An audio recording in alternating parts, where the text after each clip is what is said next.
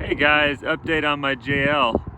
I recently just went on a trip with the family out to the Hidden Falls Adventure Park in Marble Falls, Texas, and we had an awesome time. Right before we went, it ended up my mom was trading in her white JL that had an Icon 2.5-inch lift on it. She was trading that in for a Gladiator since she hauls a lot more stuff and borrows my dad's truck all the time, so it ended up working out really well. But before she traded it in, I was able to swap my shock extensions for her Icon shocks, which have completely unlocked all the droop that I was missing with the shock extensions. I didn't know how much flex I was actually losing because of the lack of shock length. But look at this. This completely drops out of the coil bucket up here at the top practically.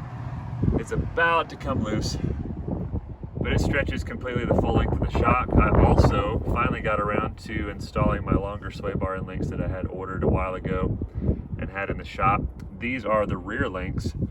When you upgrade your rear sway bar end links, I just got some 2-inch lift sway bar end links from Mopar for the Mopar lift. Swap those out for the rear. The stock rear sway bar end links work on the front of your JL if you have a 2-inch to a 3-inch lift on the front. So that's what I did. These are the rear sway bar end links. Swap to the front, and they are the perfect length, because before it was stretching down almost to where the bar would be straight, with the link kind of endangering, possibly pushing the sway bar forward on compression after you had flexed out. So this worked out perfectly. But look at the droop. It just blew my mind how much more droop the front end has compared to what it did before. I don't know if you can go back and look at the older videos, but it never drooped like this. Also at full stuff, I love the way when you use the stock wheels on the JL, 37s stuff perfectly. See, if you use a wide offset wheel, these tires would get all in the fenders on the outsides. You'd have to be taking these fenders off and putting some aftermarket on, but with this high back spacing stock wheel, it works perfectly. Also on the back, the droop is insane as well. I never had this much droop. With the rear shocks, they were a little shorter than the front, I believe, but I had to adjust my Metalcloak high clearance shock mounts. That's kind of a con to doing the high clearance shock mounts. In hindsight, it limits you on your shock stroke. While it gives you more clearance, it doesn't let you run a long enough shock for proper the extension, the droop of your suspension. So in hindsight, I would have kept the stock mounts and used the longer shocks.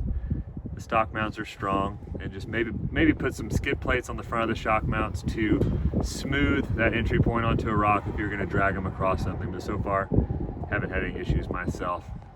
I'm also going to run a bead on the back of these brackets and run some long triangle metal skid plates to try to smooth from the control arm mount, so you can see, to the lip that's hanging down to get the proper length that I needed for the mount. So I'm going to fab up some skid plates soon so that doesn't just grab onto a rock if I encounter an obstacle like that. But very happy with the way the suspension works now.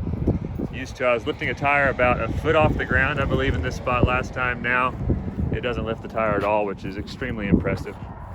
And the back, properly bump stop, the 37 fits perfect. It is slightly rubbing this back square that many people just heat up and smooth out, but I don't really find it much of an issue. It's very smooth, and I rarely touch it. So for now, I haven't pulled it out yet. It keeps all the dirt from the backside of the fender well, which is nice.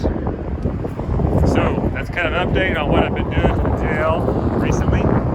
Really enjoying the ride.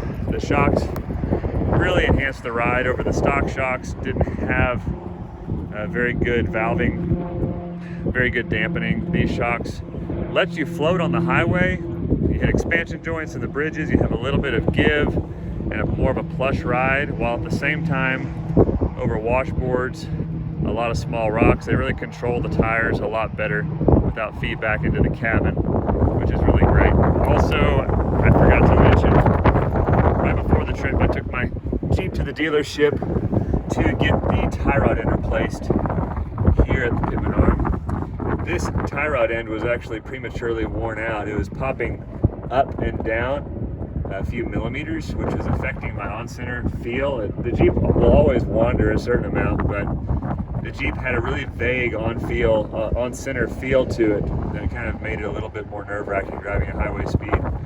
Swapped that tie rod end out. I finally got the Jeep turned on, weighed on the Jeep, and showed them when he rocked the steering wheel back and forth how there was play in that tie rod end. They replaced it, and the Jeep is back to how it felt stock, which is great. I no longer have to make a bunch of micro corrections while we're on the highway. So just thought I'd throw that side note in there. Hope y'all are doing great. Hope y'all are having a great springtime. After all that snow here in Texas, we're so glad to have some warmer weather. Hope y'all have a great day. Take care. See y'all.